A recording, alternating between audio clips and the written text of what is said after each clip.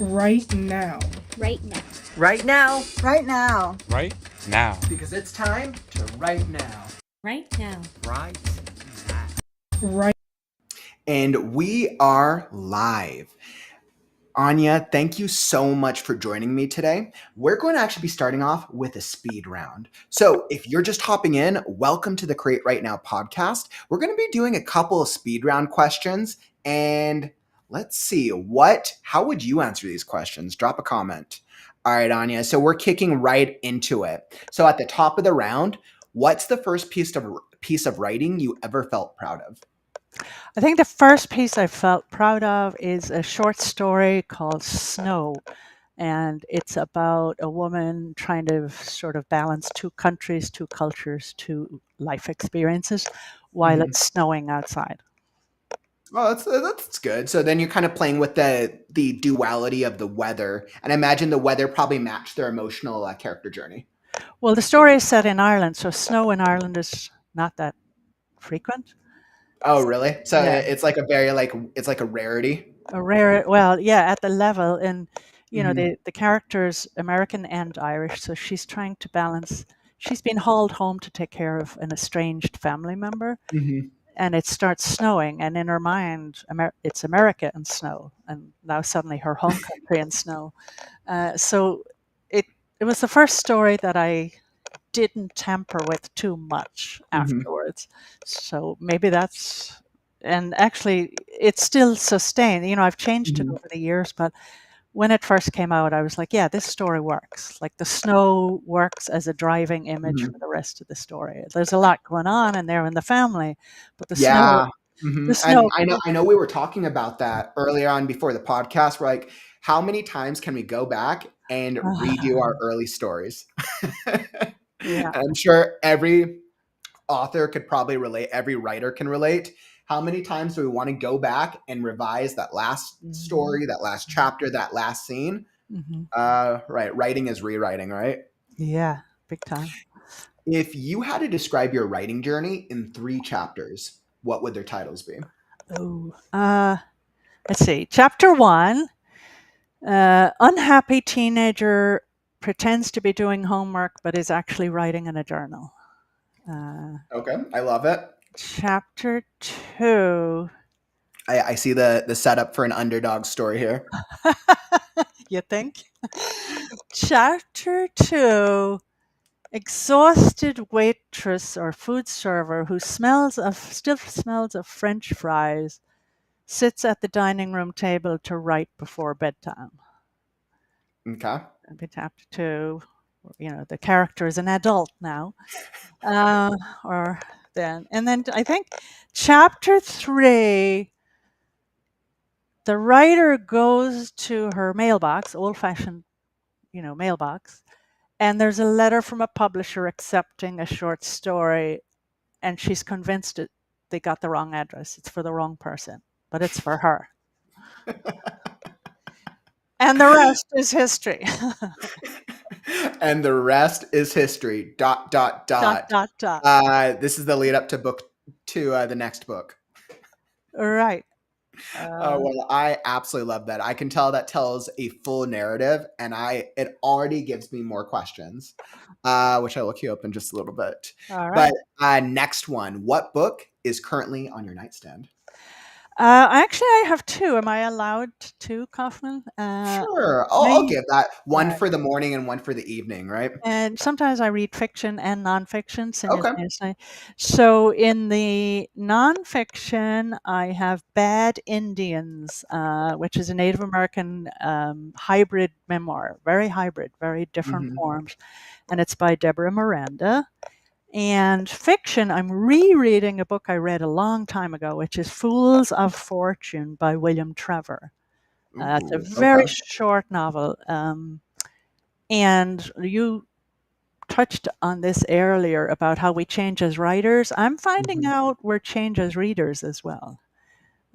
We do, because our reading tastes grow over time. I know I've been on such a nonfiction binge the past couple of years as I've been working on self-development. So I could totally relate with that. Right. And then most importantly, What is the secret to balancing being a successful writer with a day job? I think the secret is really being honest with yourself. What do I want out of a writer's life? You know, why am I writing?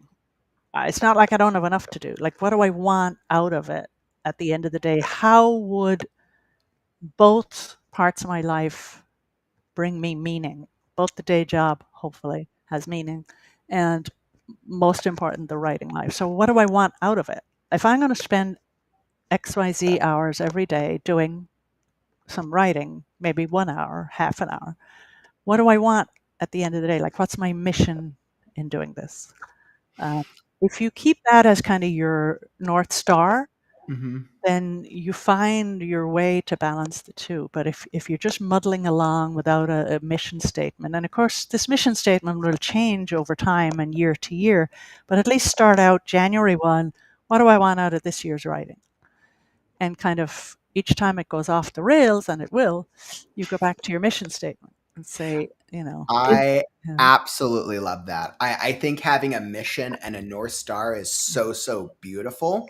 And I know we're going to be digging so much into that. But first, let me welcome everybody to the Create Right Now podcast, where we bring on guest authors and guest writers and writing professionals to help you with the writing process. So that way you can learn from others outside of myself and make that entire writing journey just a little bit easier. Welcome to the podcast. I'm Kauffman, and you all know me. I'm on a mission to help the writers with the entire journey. Because let's face it, writing a book takes time, it takes work, it takes energy, and sometimes it's easy, sometimes it's difficult.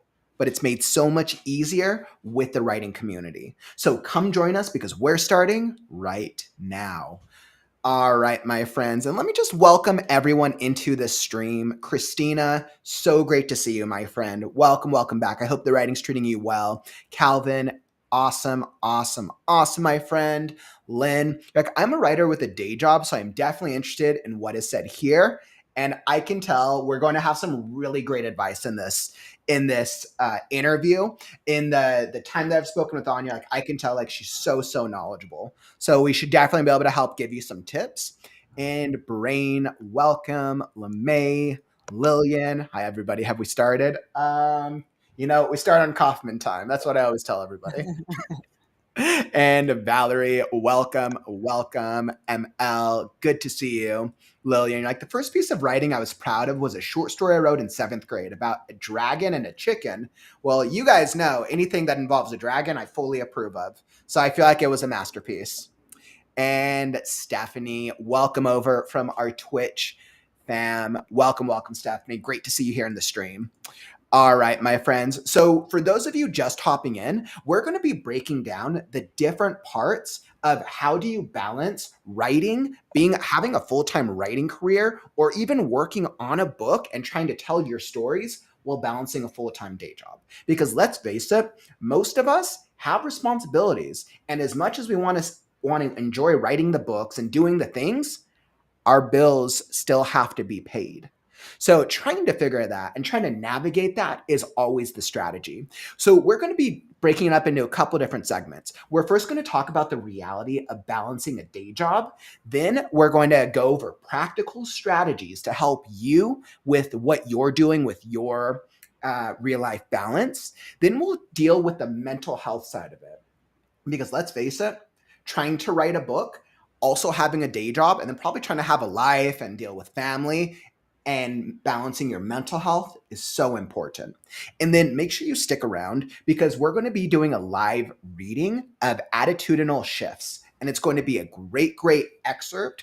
So we'll be doing that in just a bit. And then we'll be queuing off with some brutally honest advice. So make sure that if you have any questions for Áine about balancing writing with a day job, drop them in the chat. I'll queue them up for the end when we get to the Q&A portion. All right, my friends. So without further ado, Áine Greaney is an Irish writer who now lives in coastal Massachusetts. She writes fiction and nonfiction essays, stories, and books. A trained teacher, she also designs and leads creative and wellness writing workshops. As well as writing, she works in healthcare communications. Without further ado, let me welcome Áine Greaney to the stage. Welcome, welcome.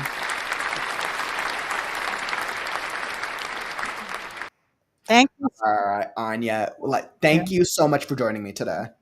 Welcome, everybody. Nice to be here. And for everybody who doesn't know you, do you want to just do a quick little intro for yourself?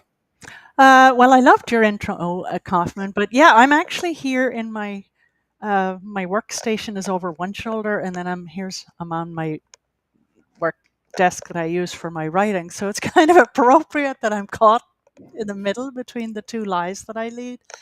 But I've been a writer for a long time now, and then my day job is I kind of have two day jobs. Morning, I do healthcare communications for a local nonprofit, and I've been doing that for a long time. Whoa, almost 25 years now.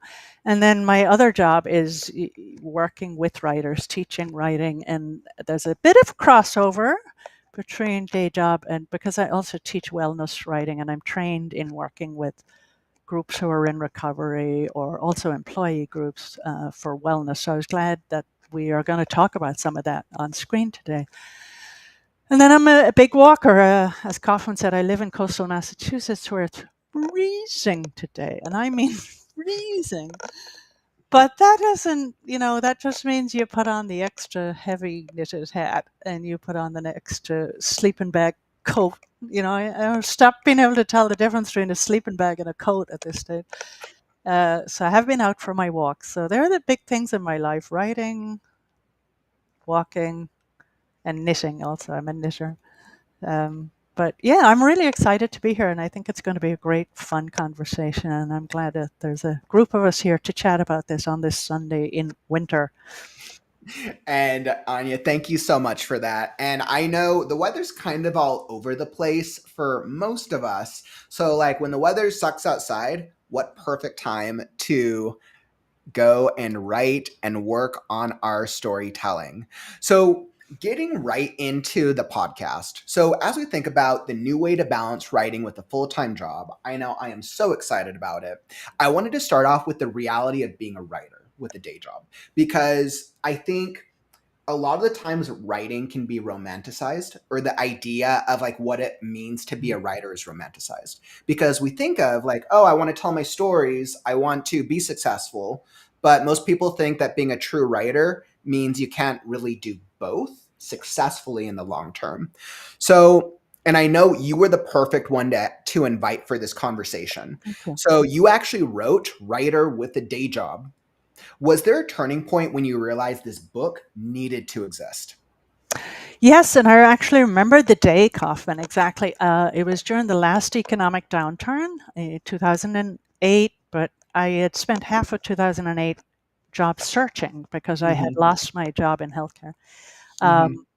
And miracle of miracles, I think I was one of the few people who got rather than lost a job in early 2009. I remember I started on the 10th of January. It's locked in my brain. It was in a office plaza, typical, they're all over the country. They look alike buildings, and I have a fear of heights, and I'm on the 8th floor in this job. I do not like Oh, heights. no. I haven't liked heights since I was a child. I do not like that. Don't bring me to a carnival because those rides, let's forget it. So I'm on the 8th floor, and they actually they think they're doing me a big favor. They give me a window by my cubicle, and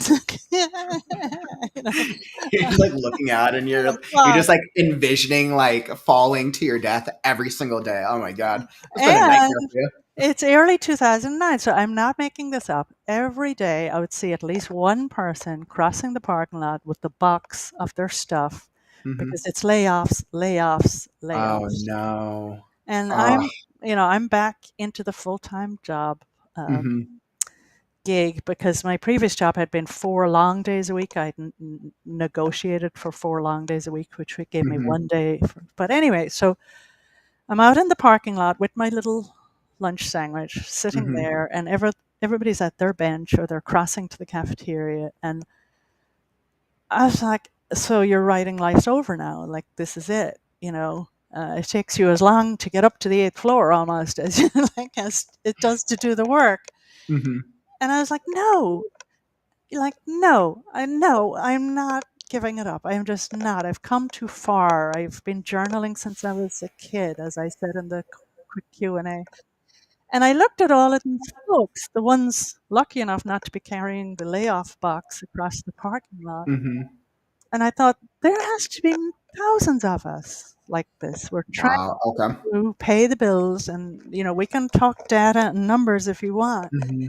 We're trying to pay the bills. We're really grateful to have a job because so many people in Mm-hmm. 2008, 2009 are getting laid off and losing their mortgages and everything. Mm-hmm. And there has to be a way to do this. And then the title for the book kind of, it was kind of this identity switch as well. I was like, I'm not giving up one title. I have two titles, a writer and this communications writer person Mm-hmm. on the 8th floor. And I was like, no, I'm a stubborn person. And no, you can be a writer with a day job. And what motivated me to get a job in the first place was I had $36 in my savings account, left $36 in my account. Oof. So I researched a couple of possible publishers. Mm-hmm. I thought it was a match for Writer's Digest, which is still out there and is actually very useful in terms of information. And I opened my pitch letter. Really, I must have been crazy. I opened my pitch letter with, I have $36 in my savings account. Oh my God. How was that received? I heard back fairly quickly, and they Okay. said, I sent the packet. I went with their guidelines. Yeah. Yeah. It Yeah. wasn't the sample chapters and the pitch Mm-hmm. letter, and they were interested. And then we did a contract. I had a lawyer look at the contract. Mm-hmm. We're great. We're ready to go. And I think I had about a year to write the book Mm-hmm. with this day job. I was kind of living. Wow. Wow. Yeah. So that must have worked out well. Basically setting yourself up as like, all right, starving writer over here. Here's what I got for you. Yeah, and then I felt passionate about not just how to be a writer with a day job, but Mm-hmm. also putting in some craft. And my Mm-hmm. editor and I kind of worked that out together because she said, you've done a lot of teaching, you've done a lot of writing. Are you comfortable putting in some craft tips there? But within this context of you've limited Mm-hmm. time, you have to commute to work every day, Mm-hmm. you have to look out an 8th floor window.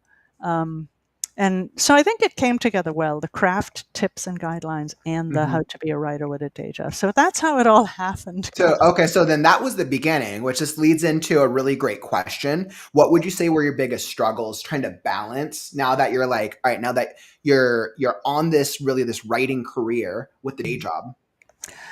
There are many, actually, truthfully. One, which I'm sure we all share, is time.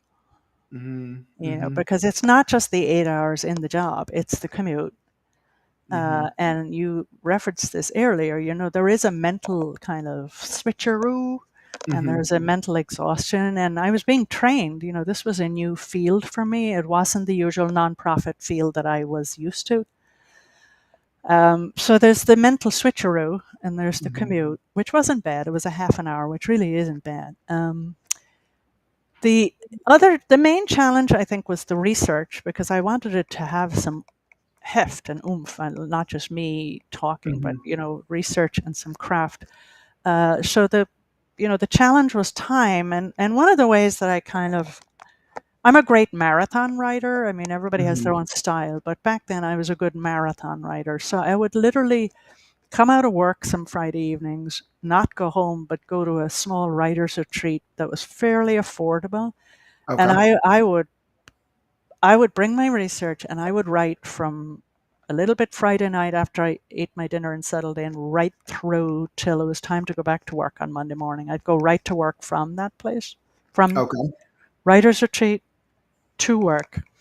Much more relaxed, much more chilled out, much more the writer me for an entire weekend. And I would marathon write that book and, graft in the research, graft in the Mhm. little writing quotes and samples.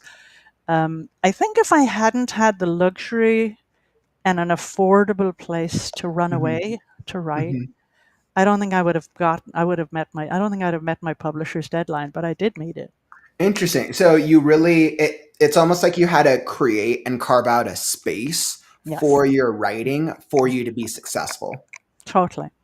Yeah, especially in Absolutely. a I love new job, because Mhm. in a job you've been in a while, you kind of know the ropes, and you're not constantly learning. But it was a new job, Mhm. and we were still in an severe economic Mhm. downturn. That was all over the media how bad things were. So I did feel lucky to have my job. I really did. Mhm. Um, but I also felt lucky that I could turn left out of the parking lot Mhm. versus right, and go to this little rustic room. Mhm. Pay my very. It was winter time, so the rent was reasonable, um, and just write through. Like, I would take breaks for meals, chat with the other writers, but Mhm. I was back in my room, like. Ooh, that's awesome. Mm. How and this is something I'm curious about. So once you got into this lifestyle and this kind of this duality, how did you have the energy to be able to do both? Like I say, I walk a lot. Like, I'm a walker, you know. Okay. So anytime I would flag in energy, I would definitely get outside for a walk. Mhm. Um, and it's just, I think it was like I would go back to that day when I had the idea for the book and I was sitting in the Mhm. parking lot with my little sandwich, so glad to be on the ground floor. Um, and looking at kind of you have a choice here. You can either become this person, Mhm. and there's nothing wrong with just having a day job. There's nothing wrong with it. That's what our Mhm. parents did. That's what Yep. our Mhm. grandparents Completely did. agree. It's an honorable thing to be an honorable employee, and hope I am. But it's not. It wasn't never enough for me, and I think the economy was almost telling me, "You're damn Mhm. lucky to have a job. Stop with the creative stuff." I was like, "No, you know what? I got news for you, media. No, Mhm. I'm both." And And and I'm I think Anya, that's where I resonate with you because I was an employee for well over 15 or so years. And I got a lot of value out. I worked in the coffee industry, Starbucks. I did coffee for many, many years. And there's nothing wrong with being an employee. And I think that I got a lot of value out of what I learned, out of interacting with so many people. But ultimately, I hit this point where, like you said, it just wasn't enough for me. Mhm. It wasn't enough for me personally. Now, not everybody has the luxury to be able to go up and quit, restart life, and do what I did. But I think it comes down to that idea of what is enough for you. And I think understanding that, and then even speaking back to the beginning of our conversation of setting that goal and understanding the goal within yourself. Right. And also, I think we talked earlier. I love this quote, and it drives a lot of my work. It's Mary, and I'm going to mispronounce her name, Ruffle, the poet, the American poet. Mhm. At the Bennington Writing Program, she was the commencement speaker, and I just love this. I love it. She said, "Writing is who you are, not what you do." I love that. So the day job is what we do. A part of Hmm. it is who we are as well. But when it comes to who we are out in that parking lot, in Hmm. that recession, with Hmm. my little sandwich, it was like, no, I'm more than this. And I don't mean more in a snooty way. I just mean Hmm. there's another large part of me, and I can't put it on hold just because the economy is compromised. Well, more than I compromised. really like that. I feel like a lot of the times or not writers, but people in general end up falling their identity becomes their day job and Oh, what they yeah. work and what they do. Mhm. And I don't think it's neither a good or a bad thing. I think it just is when you're working 40 hours a week, you're spending the majority of your Yeah. time Yeah. with crafting this, and then that's who you become. And I think it can be difficult for a lot of people trying to understand that you can have an identity that you choose outside of your day job. I'm so impressed with what you did. I absolutely Thank am. you. I doubt my boss was, but thank you. But we also have to remember that like our bosses, and like my boss wasn't happy either, but our bosses, because they have a different identity, which Yeah, usually aligns yeah, with the absolutely. company, which like where Yeah. and I think it's trying to understand with employees and employers, where does the crossover happen where we can bring each other value. Exactly. Yeah, Mhm, a good way of putting it. mhm. Yeah, and I had a transition to that, like, that managerial mindset for many years. Let's see. So when you were trying to balance these two lifestyles, were there almost times where you gave up on writing because of work? I mean, like, Mm, we've all had a bad day at work, mm, mm, and we know when you've had a bad day, you mm, probably don't feel like writing. You probably just want to go read a mm, book, watch mm. TV, go tune out, and writing takes energy. How did you push through these times? Well, I was lucky because since I was a kid, a 14-year-old kid pretending to Mhm. do homework in my bedroom, I had been I don't know why I did journaling. My family didn't. It wasn't something I saw around me anywhere. Mhm. And my friends at school, I didn't see it. Um, but I knew that writing made me a little more relaxed, a little less Mhm. unhappy at school. I was unhappy as a teenager. Um, so I kind of had that default of like, even when I wasn't writing publicly or for the public or for an editor, I had my journal as my Mhm. little, I call it my blankie. You know how a Okay. child has a blankie? So, Mhm. like, I can think of one job I had where if I hadn't written in my journal, the private writing, again, not the public facing writing, but the private writing, I don't know that I could have survived that job, frankly. And Mm. I sometimes read those journal entries, not all the time, but sometimes I read those now and I'm like, wow, you should have left that job.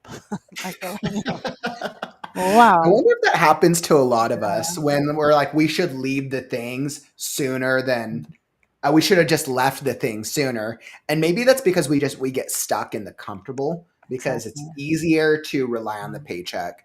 Everyone knows job hunting sucks. Yes. Yeah. Job hunting sucks, and it Mhm. brings about a high level of uncertainty, which Yeah. usually it does probably lead to something better long term. But Right. the process itself, same thing as like moving. Nobody likes to move, but Yeah. we like to live in better places. Right. And Hmm. also, like, I mean, back to your point, huh, there were times when I would abandon the writing and I would know how unhappy I was getting and how anxious I was getting while I did Hmm. it. Um, I would never abandon the personal writing, even if I just did, like, I don't have one of my baby notebooks here on the desk. I do. Oh, here it is. Like, Oh, even if it's this size of a notebook, you okay. know, and even after a family bereavement, Hmm. I would put this right on my computer and say, "You're filling this tiny page every day. I don't care. I don't stop the pity party. It's a tiny Okay. page. You can do this tiny page." So even in the busiest times, I've managed to do that. Um, but it's interesting. I looked up some numbers because I had looked these up a while back, but I see that Hmm. they've changed. And like the Bureau of Labor Statistics says that the average writer, the median salary is $73,690. Hmm. Really? But then Interesting. I looked a little closer, Hmm. and they conflate, journalists, medical writers, which is very well paid, Hmm. marketing writers, writers, authors, Hmm. poets. It's all in one big Oh, um, it's interesting that all that got bundled together. And bundle. so, yeah, interesting. The Writers Guild is a little more realistic. Hmm. They found that the number of writers who responded to their survey, Hmm. they made $2,000 on their books alone. This is median. Again, this is Hmm. median. Some people Hmm. made way less. Some people made way more, and that they made 5,000 when they combined it with another writer-related job. And Mm. I will get to the point. I promise, Kauffman. The favorite writing related job, supportive Mhm. job, was teaching, generally at a university. Mm, interesting. Interesting. And I found, you asked me, was there a time when I just gave up? And I taught at a university for a semester, and I found I wrote, for the first time since I was 14, I was writing nothing, really. And I think looking back on it now, like you said, in real time, we don't see that. We don't see. And it was great. I loved the students. I loved the Mhm. work. I was very invested in it. It was lovely to hear back from the students. Mhm. Um, you got a lot of excuses why the papers couldn't be written, etc., etc. Mhm. But we had all done that ourselves. Um, but I found that that was the one job and period in my life when I just didn't write, because I think my Mm. head was full of my students' writings. There seemed to be only room for one batch of drafts and redrafts, Mhm. and that was the one time that for in a whole semester I didn't write. Wow. I might have during the fall break maybe, but Mhm. really I didn't write. Yeah, so it's interesting. When I read the information from the Writers Guild, I was actually intrigued that teaching is the top favorite combo job. That's actually really interesting that it's teaching. But I guess I'm not. I guess I'm not as surprised because a lot of writers probably want to teach their knowledge, and teaching is a way for, especially if you're doing any type of like arts or English or anything related. I mean, you're technically still working with words to an extent. You're still working with Mhm. books. Mhm. That's interesting, and I mean, I Does it know does that myself surprise you, like Kauffman? I was really surprised. Does that with what surprise what was that? that teaching is the top favorite among the survey respondents? That Mhm. teaching was the top favorite choice for a Yeah, day I job. guess I'm just not because you're still involved with books Oh, and you're okay. still involved with reading. And I asked myself what other jobs would still allow you to be doing writing to some extent. Mhm. I mean, I guess librarians to an extent, but libraries are a little bit more far and in between than Mm, schools. mm, And I mean, short of being hired on as a writer for something else, but then the trap a lot of writers fall into is then if you're writing 8 hours a day for a job, mhm. how do you find that energy to write for Yeah, yourself? And I've right. seen that a lot of writers fall into that trap too. Yeah, right. Exactly. So I think this is a great time to pivot into our next part of the conversation, which is practical strategies for busy writers. And I think what we want to do is I want to help the writers here in the community with giving them some more actionable advice to be able to help with all that craziness that you have going on. But before we do, if let's see, if you are enjoying the stream, follow and subscribe. I'm here every day with the Right Now community. 426 consecutive streams and counting, and many, many more. If you're looking for daily writing sprints, daily writing sprints, author interviews, critique streams. We just launched a book club. We have our Faded Fantasy Fiction contest in the spring, and a very active writing community of writers of all genres and styles and skill levels, then this is the community for you. So make sure that you tap that follow or subscribe button and you'll be alerted when we go live. All right, beautiful. So let's hop back into it, Anya. So when I think about practical strategies for busy writers, you've said that even busy professionals can carve out time to write. What's your go-to method for making time? First of all, look at yourself. Would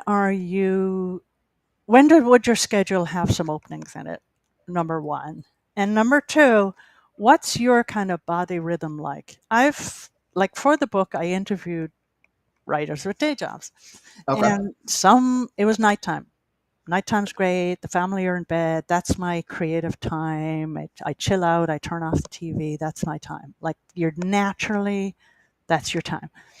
Others, first thing in the morning, before you go to work, get up an hour early, or you know, have breakfast at a affordable cafe and make sure that all my holiday gifts and birthday gifts are gift cards to cafes. Um, so I think first of all, you need to be realistic and say, what would fit me in my kind of natural body rhythms? When am I Mhm. most creative? When am I least tied up in the day to day, either caregiver role, parent role, and day job role? Like, when is my brain more creative, and when do I practically, in real terms, have some time open?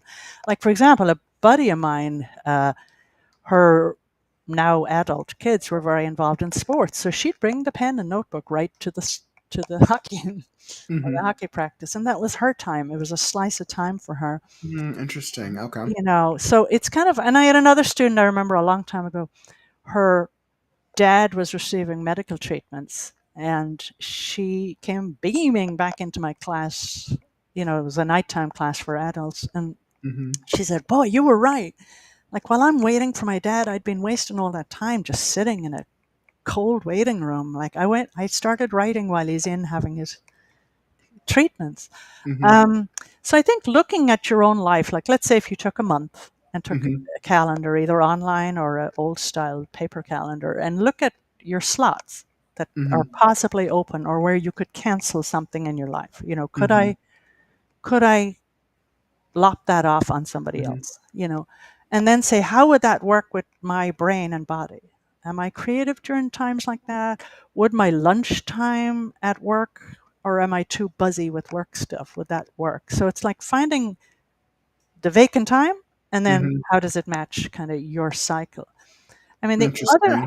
the other thing that really works then when you find that and you find the Mm-hmm. slot, and it can be half an hour. Like Mm-hmm. one thing I hear that kind of annoys me sometimes is writers, they look at a documentary on Hemingway or something, and this long writing times, and like, bully for you, Mr. Hemingway. We're more I know. like, Oh, God, Hemingway and like, his lifestyle yeah, of of writing. exuberance.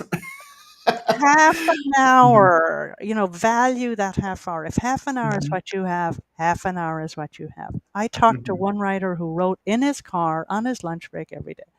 So he'd cross the parking lot at work, he'd sit in his car, a nice closed in environment, take out Mhm. his laptop, and he would get quite a bit done. Honestly, he would. Mhm. So value those small slots of time because, again, back to the tiny notebook. Shocking how much you can get done. Um, but the other thing then is to set up a ritual, be Pavlov's dog. Okay. Pavlov was onto something. And there's a name for this, and I'm not thinking of it right now, but there's a name for this kind of memory in which you remember, oh, ting ting ting with the bell, I get a doggy treat. That Pavlovian approach to it. So, Interesting. Okay. so after I make my coffee in the morning, Mhm. time to write. After Mhm. I feed the dog or the cat, time to write. And it can be a small little habit that you make. But after a while, it becomes more habitual if you associate it with another habit. Mm. If you're a nighttime writer, you know, turn off the TV or whatever, say goodnight to your family, brush the teeth. Now Mhm. it's time to write. I have found over the years that kind of, and I'm sure there's a better word for it than this, that habitualness Mhm. is really helpful because The consistency, right? consistency and Mhm. a little prompt, like a little prompt inside your brain. Oh, I just had my coffee. It must be time to write. Mhm. Um, that's I really useful. absolutely, I really love that. And I think one of my favorite books I always tell people to read all the time is Atomic Habits. And I think that that framework and that idea is it's called habit stacking, where essentially you're, like you said, you're reinforcing positive behavior. So if somebody always likes watching TV, or let's say you like eating your favorite treat, if you start off with the thing that you like, and like, oh, I struggle with writing, let me start off with what I like, and then always attach the thing that I feel like I want to do. Mhm. You're more incentivized to do it, or you could do it as a sandwich thing that I kind of like to do. Right, reward, and it's that idea. Speaking to what Pavlov's dog, that same mindset, and I think that's really strategic. I absolutely love that. I love the habit stacking idea. Hmm. I'm going to look that up more, Kauffman. But many is the morning or time we all say, "Ugh, writing today, I'm not in the mood," and like, but then 5 minutes in, you're like, oh, what was that pity Hmm. party all about? I'm having a Hmm. great time. Hmm. I'm cruising here. What was the pity party for? Hmm. And it's what you're talking about. It was that, Hmm. the combining what you like with what you think you not in the mood to do Hmm. today, but then you get cruising and it becomes a habit. Um, Anya, I know what the quote that you gave us, which I loved, was writing is who you are, not what you do. My quote that I always tell people is if you don't feel like writing, write anyways. yeah, that's great. Yeah. Oh man. But so like those are some absolutely great techniques. And for anybody just hopping into the stream, we're just going over some practical strategies for busy writers. I love that your first strategy was look at your whole schedule on a month by month basis and ask yourself what are specific time increments that work for my lifestyle that you can make writing blocks. And then the secondary one is kind of like habit stacking, but adding on your writing thing after something that you already enjoy doing, either daily or on a weekly consistency. I think both of those are phenomenal ideas. Now, when writers try to do a lot of this, or when writers take your advice, or when I see writers trying to create a routine, I'm sure there are a lot of things that they probably get wrong. What are some common mistakes people make when trying to balance writing and a full-time job that you've seen in your experience? I think you touched on this, Kauffman, the identity issue. Mm-hmm. They identify themselves solely through their job Mm-hmm. because, they're proud of it. They've been there a long time. Let's face it, often employers do this. They say, oh, we're the XYZ family. No, you're not. I have a family. They live in Ireland. Like, there's no genetic family stuff at work here, unless you do actually work for your family, Mm-hmm. But T-shirts with the company logo, like organizations often kind of edge us towards that identity thing. Mm-hmm. Um, and if it works for you, fine, go with it. Just make sure that you're equally committed to that other identity, which is you alone in a room or in a cafe or in your car saying, I am a writer, which leads me to mistake number 2. Ooh, okay. I've had students say to me, and I love to teach, by the way, I really do, but I've had students saying, well, I've not had nothing published, so I'm only here for the class. I'm not a writer. Mm-hmm. And, I'm bossy as heck. I might come across as kind of soft voiced and all that, but Mm-hmm. try me in a class. I turn bossy. I'm like, you're in a writing class. I see a pen in your hand. You just spend a half hour telling me how much you love to get up every morning and write whatever genre. You're a writer Mm-hmm. because I said so. And I'm appointing yourself as your mom now. And I'm telling you right now, you're a writer. So the not calling yourself in your heart a writer. You don't have to have the logo on the t-shirt, but if you're not thinking of yourself as a writer, I think that holds you back. I really do. And if you're saying, oh, I haven't had anything published, well, then you're electing external people to give you your identity. No, your identity is, back to the quote, it's who you are as a writer. So I think some people get caught up in that because they get caught up in you got to have XYZ publications before you can be entitled to call yourself a writer. I don't agree with that. I'm sorry. I just don't agree with that. I think it's how you live your life is what makes you a writer, what you do, what you create, what's going on in your brain.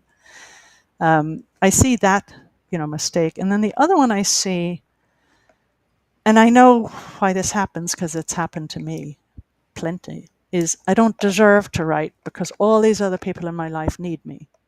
I'm a caregiver for a parent, Mm-hmm. children, my neighbor, my pets, my boss, whatever. And so I don't deserve it. It's this luxury. It's this kind of, and especially during tough times, Mm-hmm. I need to be attending to these emergency hardcore things. And you do. Like, certainly, if your family member is in the hospital, go to the hospital, But at the end of the day, you still deserve to write. This is what you deserve Mm-hmm. because it's what makes you happy. And it's most important, it's what makes you you. So you do deserve to. Mm-hmm. So go do the caregiving. And I know people do have to do that. I've done it myself. But bear in mind that you're a better parent, better caregiver, better employee, better neighbor, better citizen if you're feeding what feeds you. And if that's writing, then you're shortchanging all these people by not feeding what feeds you, which ultimately makes you a better caregiver, neighbor, employee. So the deserve part I see a lot. I see quite a bit. That's really interesting. When I think about what do we deserve, and I think doing that soul searching within ourselves and understanding what it is that we feel like we deserve out of life can be really, really valuable. Mhm. I So something interesting, and it's been a while since I've talked about this. In my early years, before this was years ago, when I was still balancing, right, day job and writing, there was so many years where I didn't put my writing out with people because I felt like that I was becoming a failure as a writer because I didn't have anything published.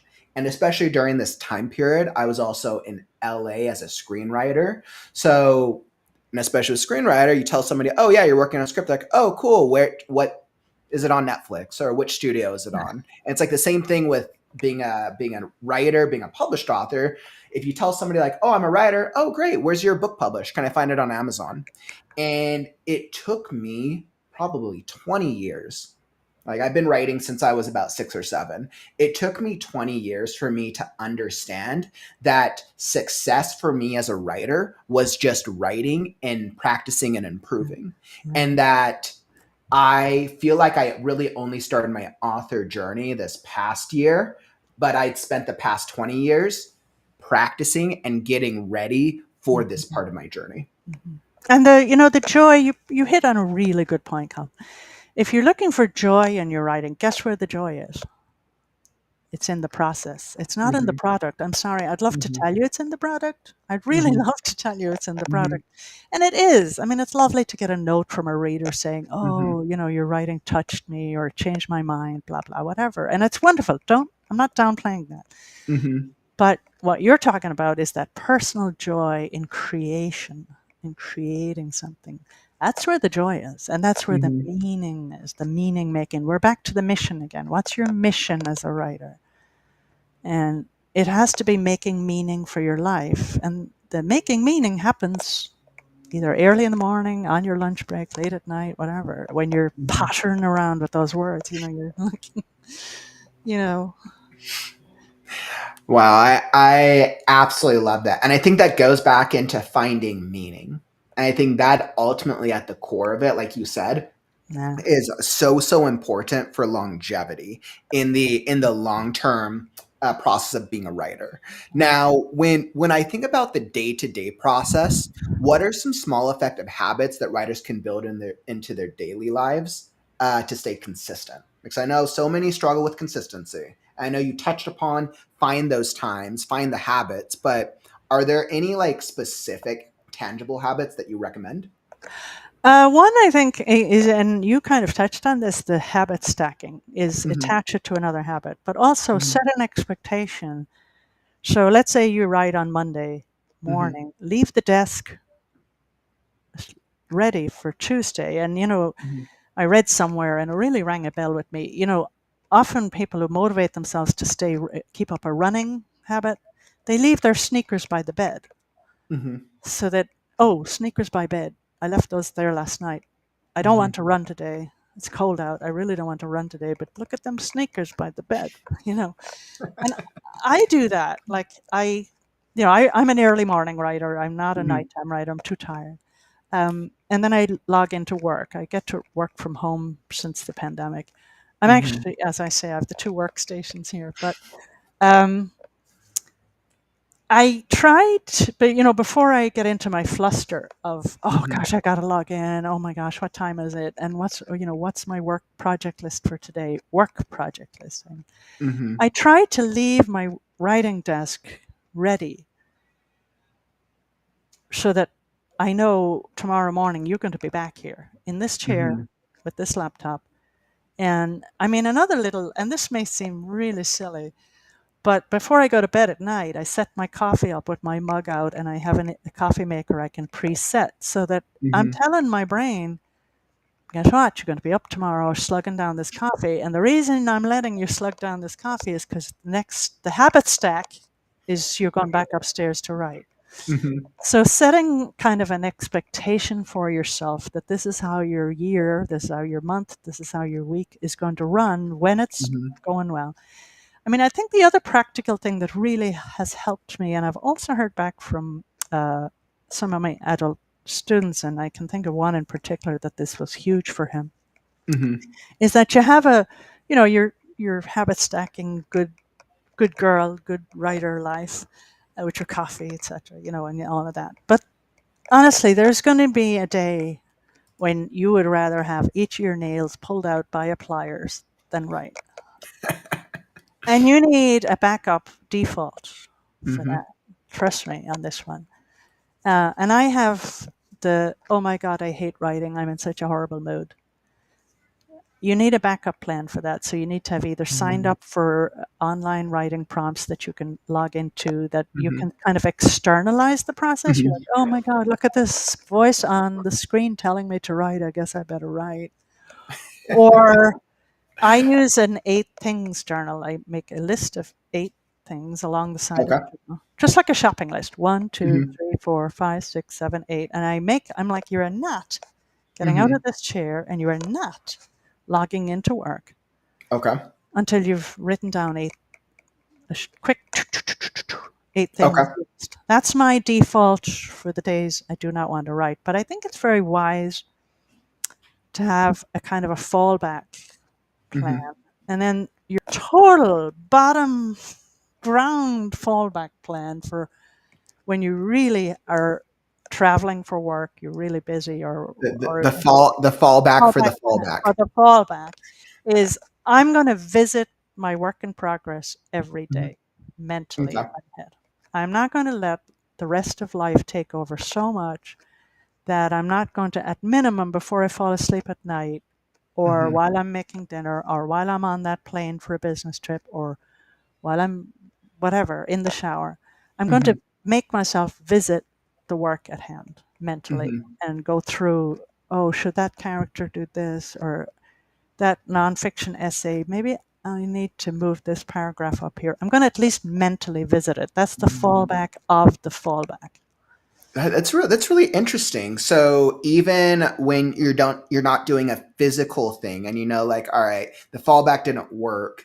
You're being proactive about the ideation or brainstorming Mhm. side of it. That's actually really interesting. I love that. Yeah. I've never thought of using that as a fallback or a practical strategy. I'm definitely going to try that out in the future. So I think that's really smart. Well, remember my 8th floor job during the recession? Um, that was my fallback because I had to commute on a highway Hmm. in the car, don't like to drive. And Hmm. it's like I didn't write yesterday. Oh my God, this is, oh man. But I was like, okay, enough of it, enough. Turn off the car radio, visit your book in your head, Hmm. and start strategizing mentally. And then when you get time on the weekend, or when when the pity party is on hold, Hmm. you've mentally visited it and you've actually solved some problems in your head. You've solved some character problems, plotting problems, Hmm. vocabulary problems, whatever. But I mean, fallback of fallback is visit your work every Hmm. day mentally in your head. Amazing what good ideas you can come up with. I love that. I think those are some absolutely great strategies. So, something that I get from writers all the time is when they're trying to be consistent, they're not sure how to go about consistency for their lifestyle.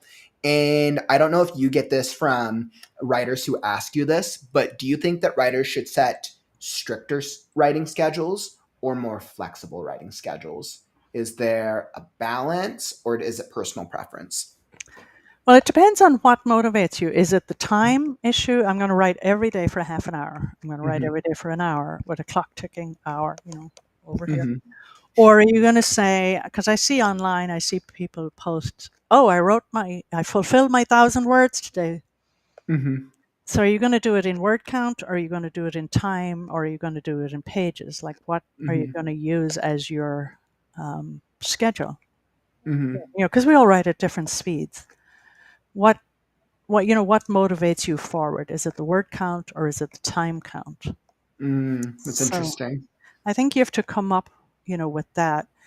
I think flexibility, you have to build it in because let's face it, that's life. Like Mm-hmm. There've been days I haven't written because honestly, I've quite enough of other urgent things to take care of. Not always Mm-hmm. work either. Not always work. Um, so I think, I mean, you don't have a choice about the flexibility sometimes, but I think if you're getting on a schedule, what works for you? Is it word count? Is it time? Or Mm-hmm. does the time make you nervous? You have this ticking clock thing doesn't work for you, then make it word count. Mm-hmm. And again, luckily, and I know I saw a huge increase in this during the lockdown, the pandemic lockdown. There are a lot of resources online for online prompts, and Mm-hmm. they're timed. They're usually timed, and at the end of them, Mm-hmm. they will say, if you want to go on writing past the time, that's fine, but time, ding ding, time's up. And for Mm-hmm. some people, that's really motivating, and it gives a daily habit, and they feel they're kind of part of a writing community, a virtual Mm-hmm. writing community. Saw a huge increase in that during the pandemic. Huge increase in the kind of organizations that were willing to do that for Mm-hmm. writers, for just non-writers, even startup writers. Like there was a big increase in the availability of those resources, Mm-hmm. and it's a real motivator for people.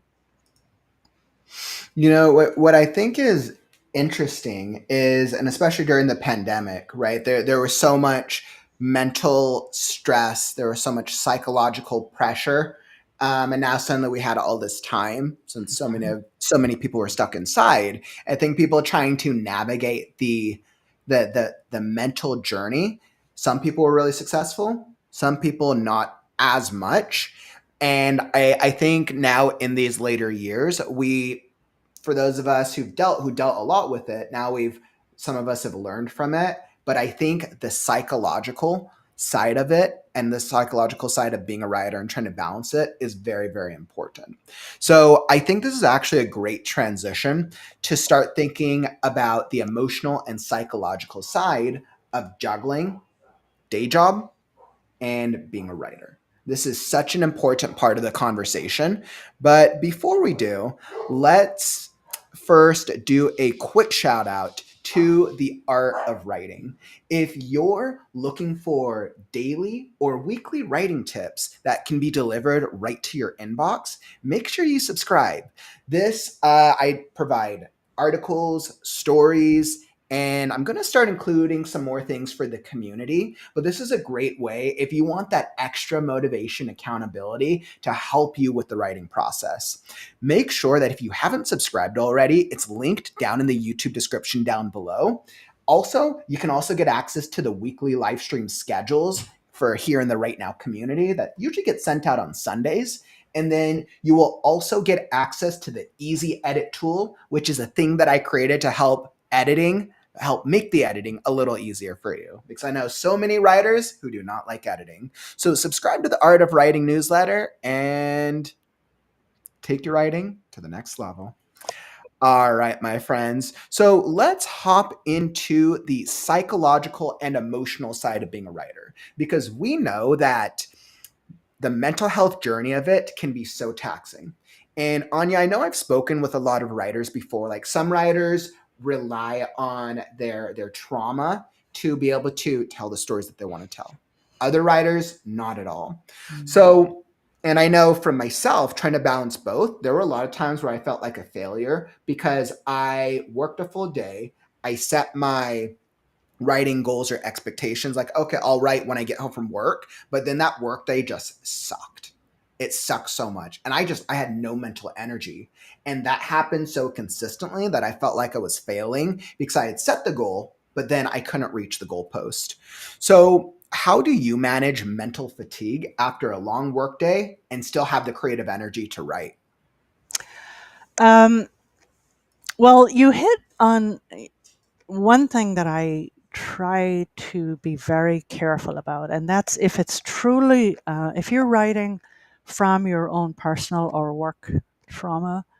Mm-hmm. Jane Friedman, who's a great thought leader in the area of writing, she's got a couple of what you can Google it or whatever she's Mm-hmm. got a couple of great articles on when to judge whether you should write your way into your trauma or not. Mm-hmm.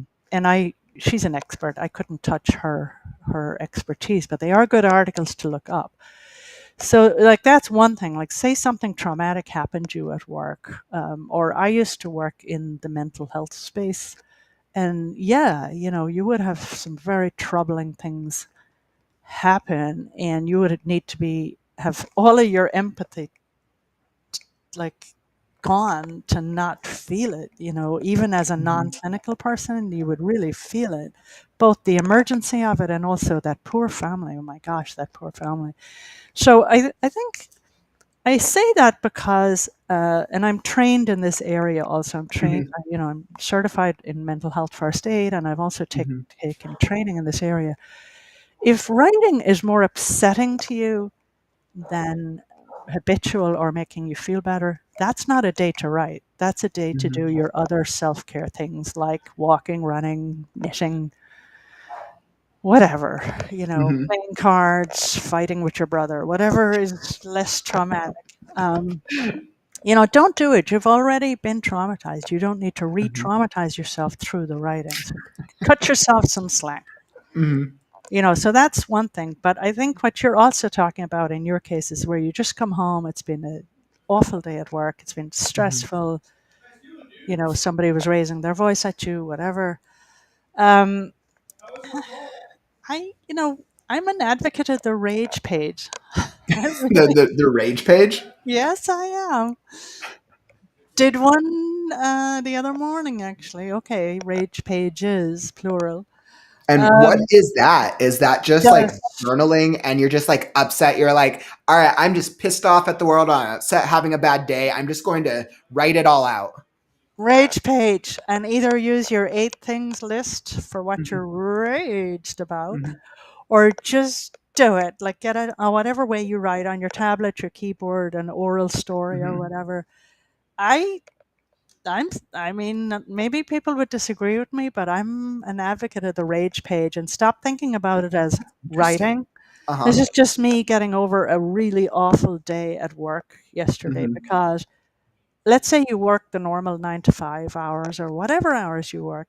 Okay. You need to sleep. Like, you need to get a decent night's sleep and not bring that upset. And gosh knows I've done it plenty of times, brought that upset to bed with you.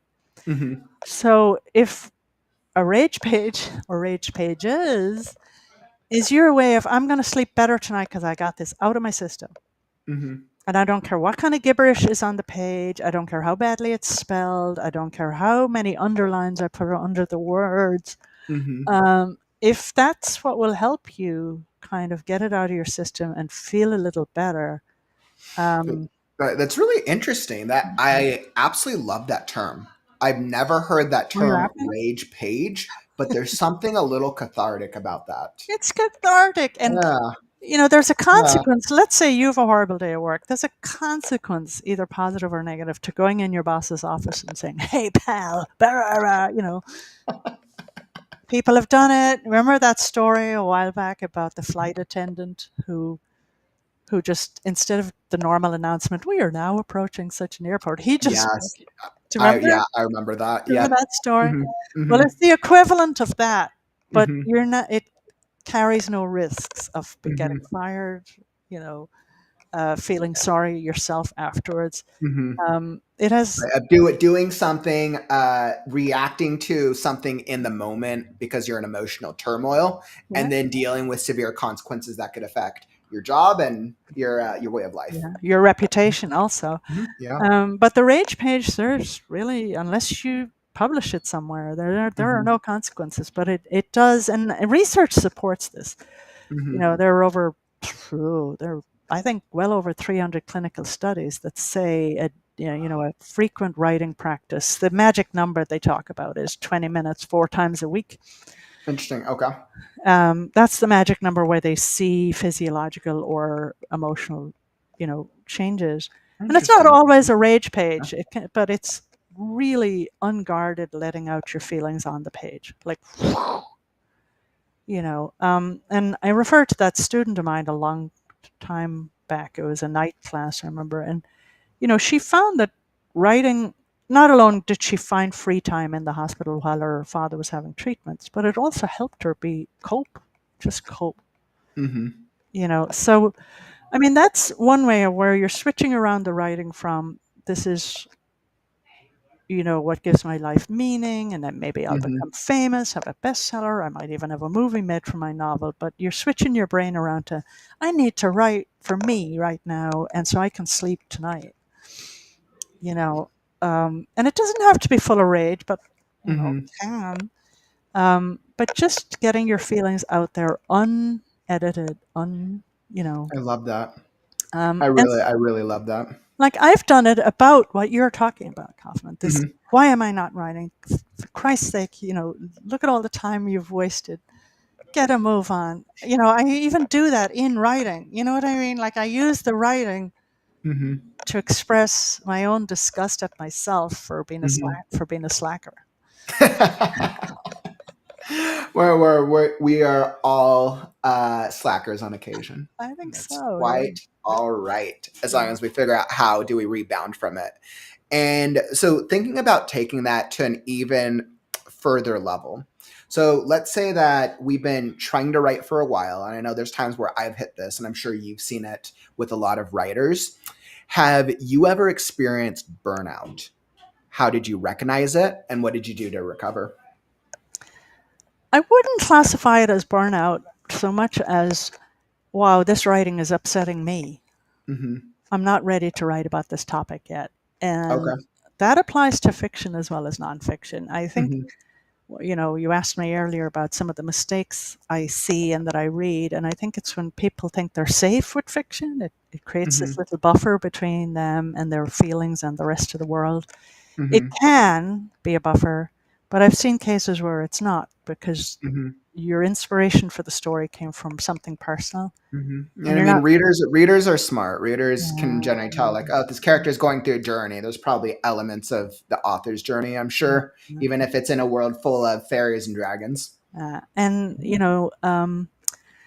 I think if you're noticing, like what the research says is, if you're noticing something somatic in your body, your Mm-hmm. hands trembling, you feel a little nauseous, you're getting upset, um, that's not the story for you to be writing right now. It really isn't. You owe yourself to get the heck up, do your 8 things list, go play with the dog, Mm-hmm.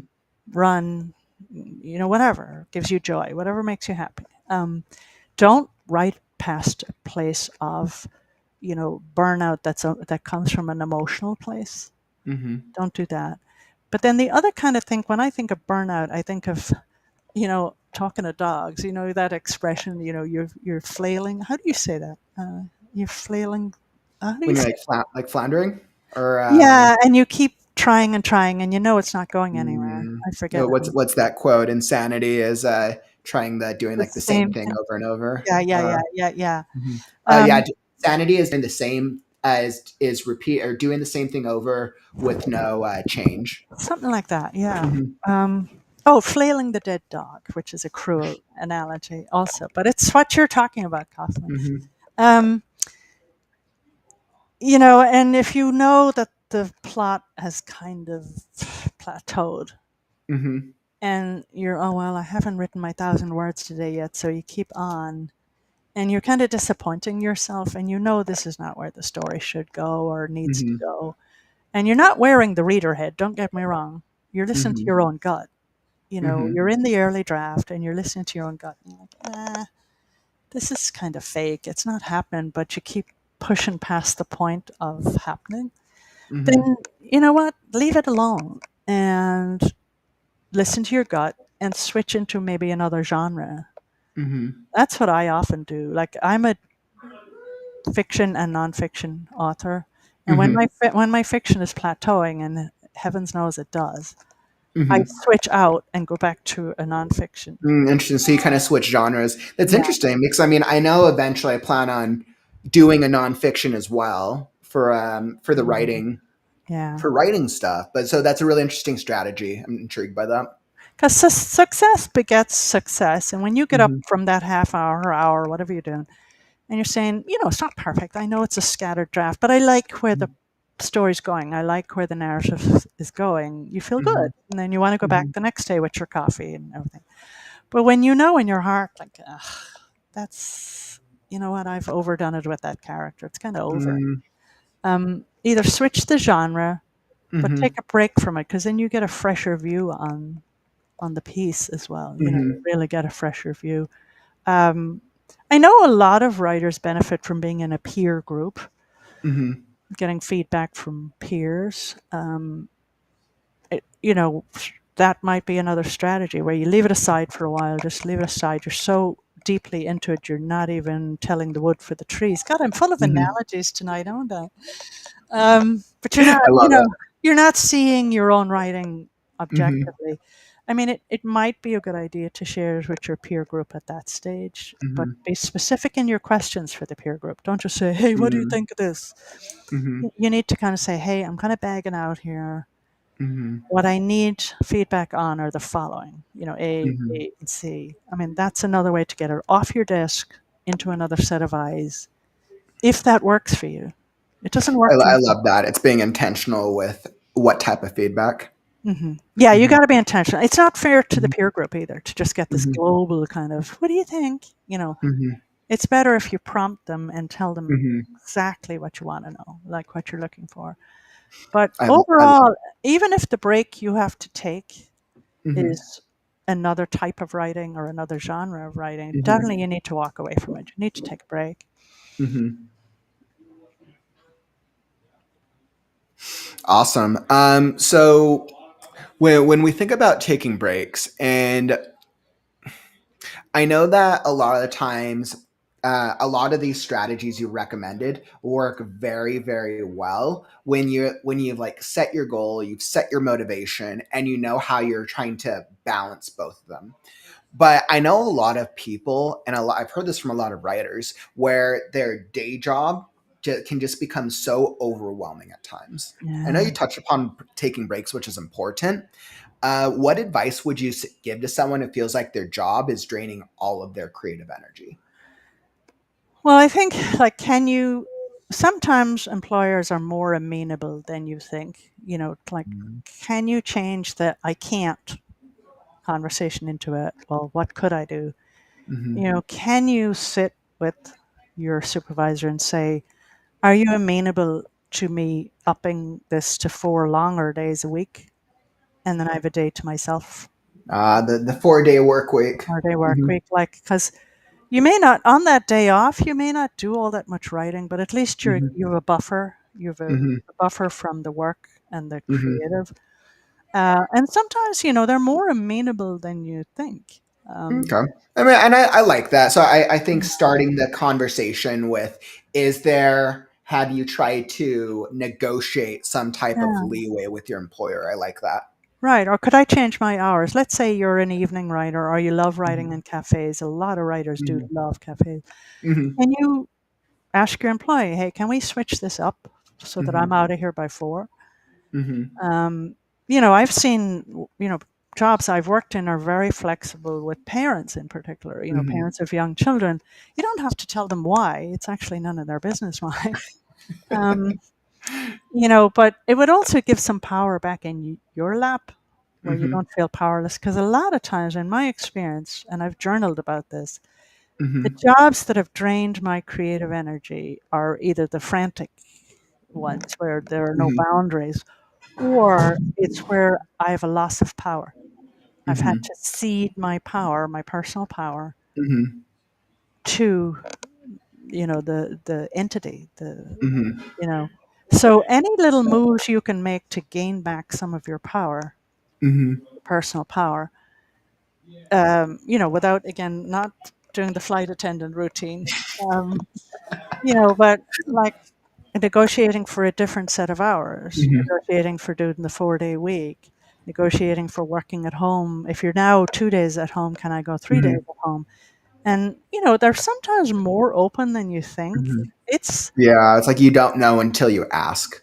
And you ask, have your data prepared for sure.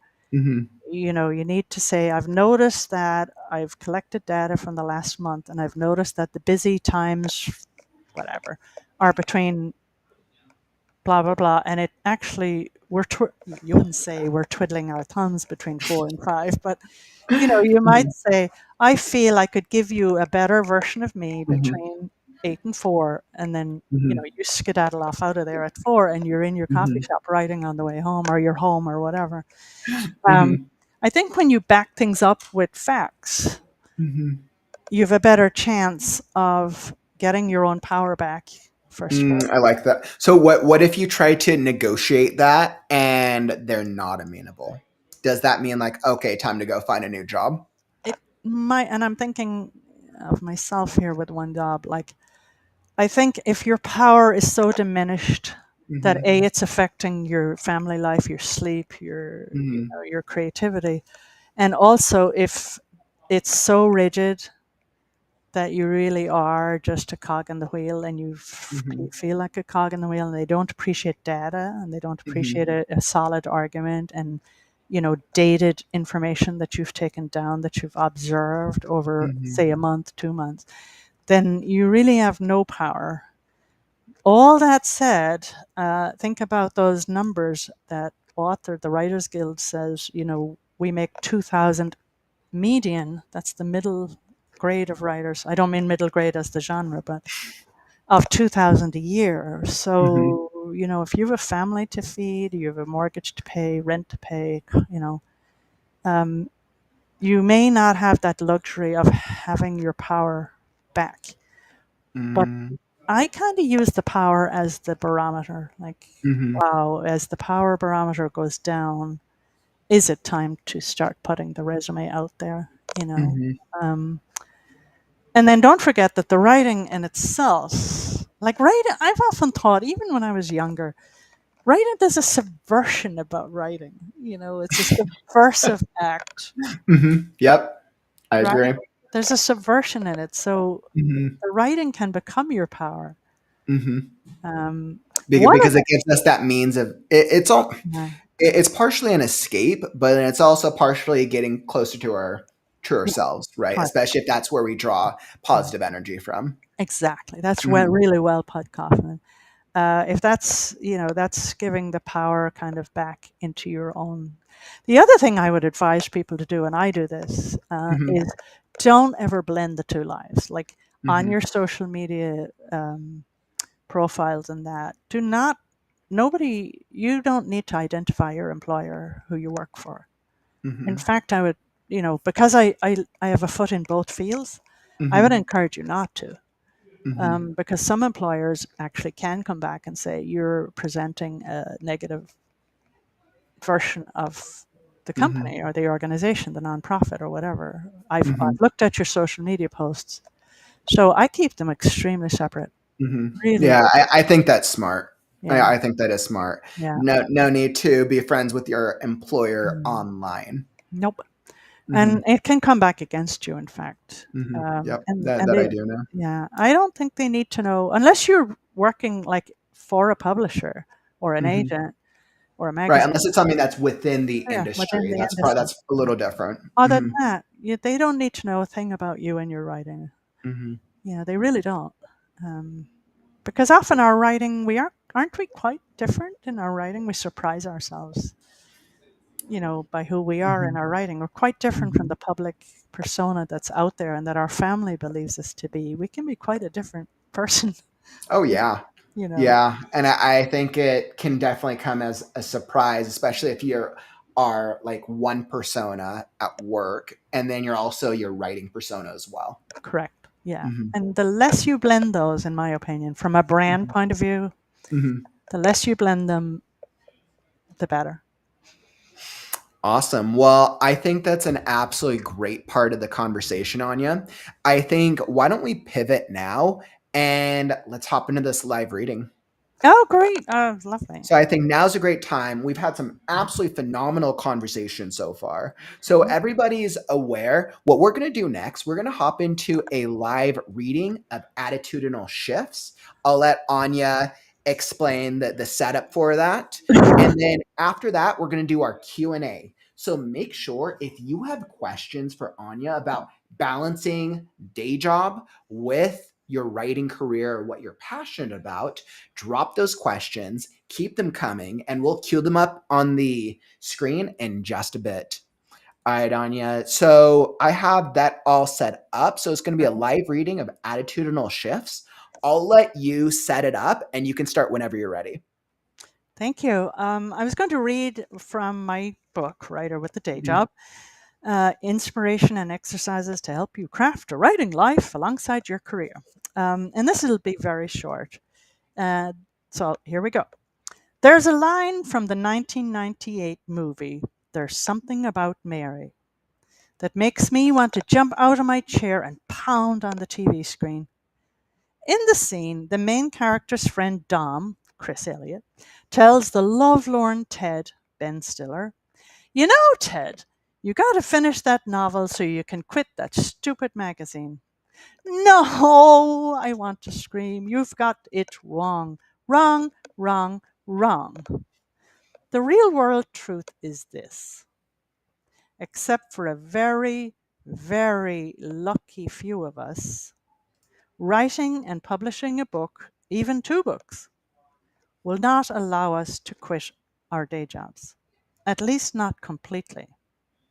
If it did, half of the employed population of America would be staying up all night trying to pen their way to the exit door. Work is what keeps food on the table and pays for your laptop and clothes and the electricity to make that laptop run. These are the facts, ma'am. So that's that.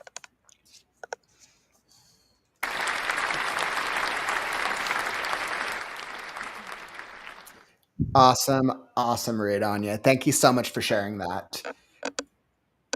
That is so I think it's really interesting being able to try to get like a deeper level and a deeper meaning of trying to balance those like that the lifestyle with writing. What impact did that have on you when you were like working on this? You mean the writer with a day job, or? Yep. Oh, okay. Well, let me say that, I think I mentioned that when I got the job that inspired this book, I had been unemployed and searching for quite a long time. Let me Mhm. say, I've been unemployed, I got laid off before the pandemic, and Mhm. I haven't written any more. In fact, I've written less Mhm. during stints of unemployment. So, like, there are advantages to having a day job. Mhm. It gives you a schedule. I mean, as well as paying the bills, but it also Mhm. gives you a schedule and a Mhm. kind of a structure to your day. And I always thought, I foolishly and naively thought that if I didn't have a job, boy, I'd be pumping out those books. And for me, now for other people, it could be true. That could be true. But Mhm. for me, it wasn't true. I found that without a job, I kind of floated a lot. I didn't Mm. needed the structure. I needed some structure in my day. Mhm. Um, I just kind of floated a lot. But in terms of balancing when I was actually working on this particular book, you're right. It was really challenging. And I'm glad that you talked about the emotional and mental health part of it, because Mhm. I think, like I talked earlier about the time, I just kind of marathon wrote in this little room, Mhm. quite a nice room, but I think you're right, Hoffman. Like there was this emotional part of it as well, because the job was tough and I was Mhm. trying to learn on the fly. And it's not clear in the early days of who's really my boss. Mhm. Okay, you can look up the organizational chart and it says, oh, here's Anya and here's Kauffman. So Mhm. Kauffman must be my boss. I got it. But come on, we all know in real life there are folks who self-elect as Mhm. your boss, Mhm. right? Ain't that the Um, truth? Mhm. yeah. Um, so it can, like, that part can be really draining and challenging. Mhm. I will be frank here. The rage pages were happening, Mhm. during that time. It also really helped me, like, especially on a Saturday. I remember, like, I have one set of pages that weren't rage pages, Mhm. where, I would get out of the house because, like, oh, it's the weekend. Oh, thank God. Okay. Finally, I can go to my writing desk. But it actually helped me to just go to a coffee shop, get a little late breakfast or lunch, and because it just helped me to kind of, I think we talked about this earlier, that sense of me, like this really is who Mhm. I the girl in the corner of the cafe, and there'd be other people writing there too, Mhm. or maybe they were doing work. I don't know what they were doing. But it's Mhm. kind of refreshing to have other people typing around me. Mhm. And I'm there with my earplugs, and I'd be either handwriting or typing as well. So it felt like I had a community that sounded and looked like me. Do you know what I Mhm. mean? Whereas if in that particular job, Totally get that. you know, Absolutely. it just Mhm. helped. I don't know why. I can't tell you why it. Maybe Mhm. folks here can say later why that helps, but it helped me to put the work identity behind me. Mm. Because of being able to resonate and relate with others who are going along a Maybe, similar path. yeah, maybe that was it. And it was nice. It was almost like a kind of a mirrored view of myself. Do you know Mhm. what I mean? Whereas, when I'm Mhm. sitting in the cubicle, Mhm. mirrored view of myself. Here's this girl meeting deadlines. Mhm. You know, it's almost time to go to the cafeteria for lunch. Like Mhm. as that mirrored view of myself. But I'm earning a living, and but the mirrored view of myself in the cafe was like, oh look, there's Simone de Beauvoir, the Irish version of Simone de Beauvoir in the corner in the cafe. You know, it kind of helped to have that kind of, do they call that a Mhm. refracted view or whatever, a mirrored view of, reclaiming your identity as a writer. Mhm. Mhm. Because if I stayed home, I would have like, oh my gosh, look at the state of the house. It's filthy. Mhm. I've been tearing in and out, commuting all week, and now the house is dirty. Yeah, focusing on all like the other things outside of writing. Yeah, Who exactly. cares about your identity in that moment? You got to clean the Yeah, house. yeah. And I find, like right now, I'm in a, like I say, I'm in a kind of a two job life, which is nice Mhm. because they're not related to each other. One is working on teaching writing, the other is working for my healthcare organization. But I Mhm. also still find the coffee shop for me. Now I'm just telling what works for me. Okay. Sometimes in the afternoon, because I use this room, as you can see, for both jobs. Mhm. But sometimes it's nice to just leave both and just again have kind of. I found a new personally owned coffee shop, and Mhm. everybody in there is working on something. I don't want to know what they're working on. Mhm. It may be high schoolers doing their homework. It may be people doing their day job. I don't know. I don't need to know. But there's something very pleasant about being out of your own environment, Yeah, oh, yeah. and being with other people who are working on something. Yeah, and I think this is why probably writers enjoy so much working in coffee shops because they're in an environment where other writers are working Mm. on things. So then it almost feels like, oh, now I feel more encouraged to write because others are doing it. There's something about that. Yeah, you're There right. really is. Yeah, you're right. So, with your book, Writer with a Day Job, which is awesome, by the way, I assume writing or reading it as a reader, I could walk away with, okay, now I have a proven strategy of how to better balance this lifestyle. Where can readers, anybody who wants to go check it out, where can they go find it? It got uh, Writer's Digest is who published it when I published it, but that Hmm. got subsumed, as the publishing industry is. We all know this, under Random House. Hmm. So it's Okay. now, Writer's Digest became, and I'm sure I'm not wording this correctly, it became a subsidiary, if you want to use that word or whatever, of Random House, Penguin Random House. Hmm. Um, Also on my website, there's a link to, and bookshop.org, the nonprofit, small. Um, it's available there also. I'm sure there are used copies up on eBay. I don't know. I haven't checked. you know, I, I just dropped it. So I just dropped the link, your website link in the chat. It's also linked down in the YouTube description down below. And I know readers can go find out more about you. They can also go find where to pick up a copy of your book, Writer with a Day Job, which for anybody who's trying to balance, this is like the perfect book for you. So highly, highly recommend. thank you. And maybe it's in libraries. I'm not sure. I know it was in my own local library because they. Mhm. I pay my city taxes. It's a small return on those taxes.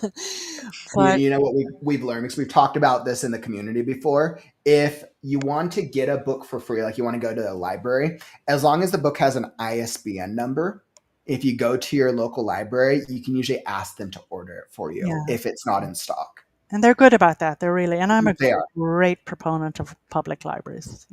Absolutely agreed. Love public libraries. They Hmm. loved them ever since I was a Hmm. child. I just love public libraries. I think they're the last bastion of kind of public accessible goods for everybody from every social class, every Completely neighborhood. agreed. You In the know, face of behemoths like yeah, Amazon. right. Hmm. Yeah, definitely.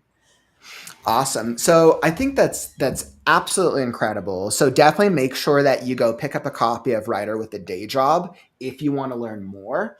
In the meantime, now's the time to pose your questions. So let's hop into the Q&A segment. What questions do you have for Áine? What questions do you have for us about trying to balance writing with a full-time job or anything tangential? We would love to hear from you. Drop a question and I will queue it up. So I know earlier I saw a good one. So I saw a really interesting tangential question from Mary. So Mary asked, does anybody ever wake up at weird hours with a great idea and then write it down? Does that ever happen to you? I see that.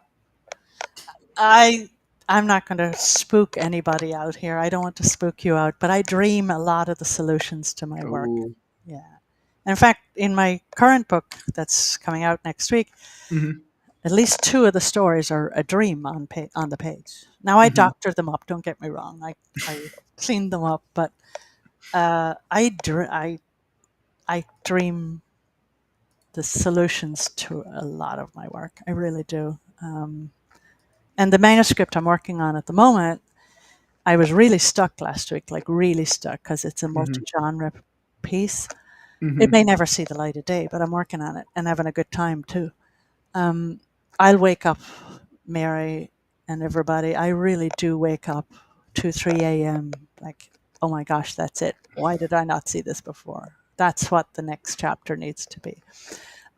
Writing it down, you're right. And you know what? I need to do that a lot more, because you know what happens? You wake up at the normal time and then you're like, what was that? It was brilliant. What was it?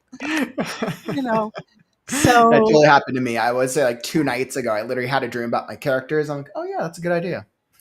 but did you write it down, Kauffman? I did. I write down everything. I tend Oh, to use sticky notes when I'm inside my studio okay. for quick reminders. If it's Okay. something quick, if it's something like more in depth, then I'll hop on over to my computer and start writing. Okay. You've promised not to laugh. I All leave a right. notebook and a pen on the banister railing Hmm. so that, I love that. That's perfect because it's easily accessible, and you know it's always there. I And was you there. wake up and you're still like you're still in dream world. You already know where to go to grab it, so you can write it down and then go back to sleep. Right. That's what I do. Hmm. Yeah. Yeah, I love that. I think that's incredible. But I've also done oh my gosh, that's it. That's the solution for that piece.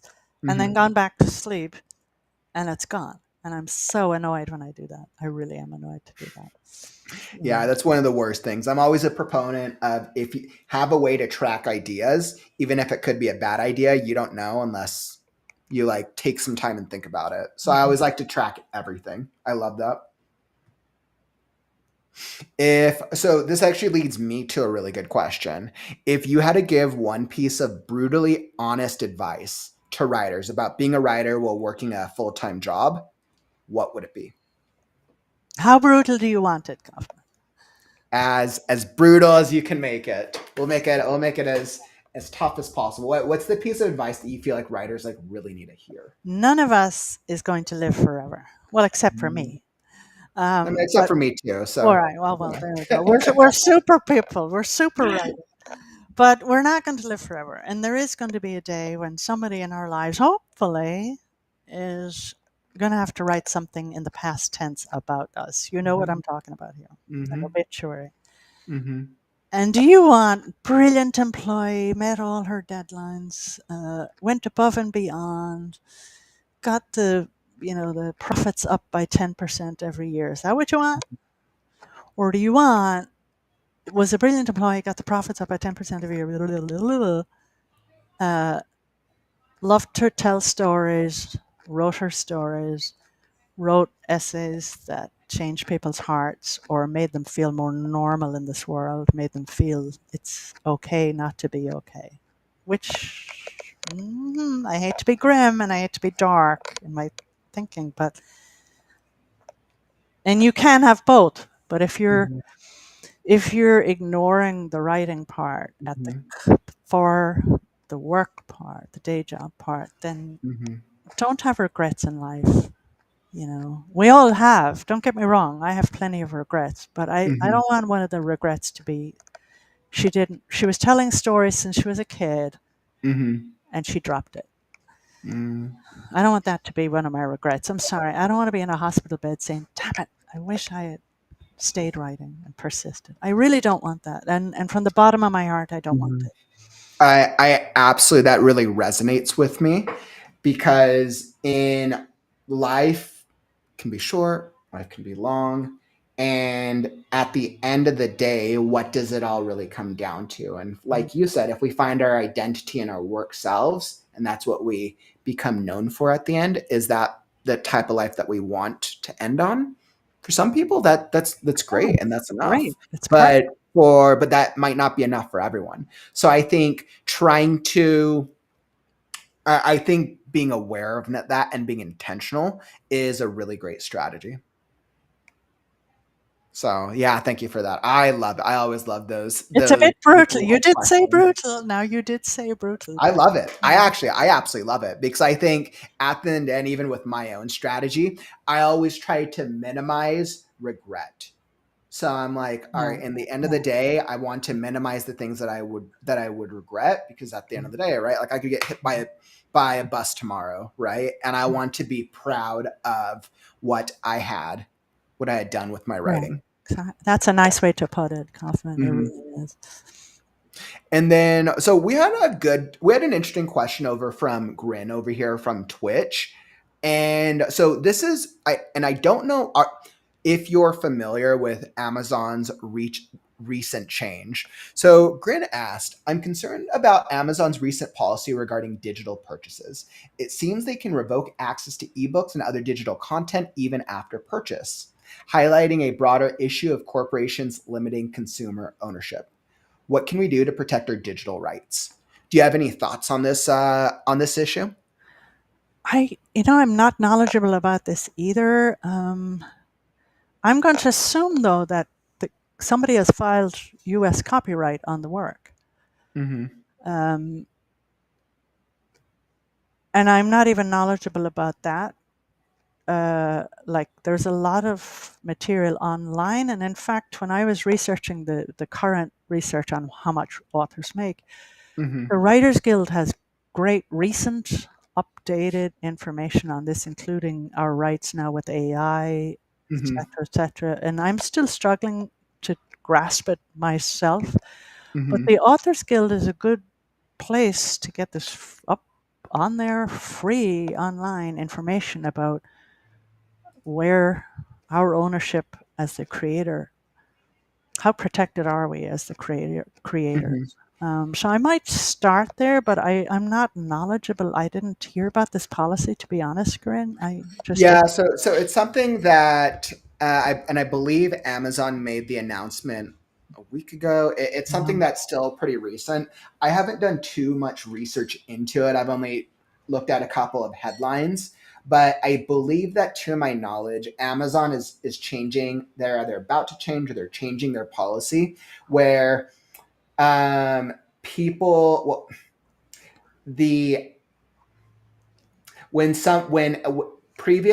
when an ebook is uploaded to Amazon,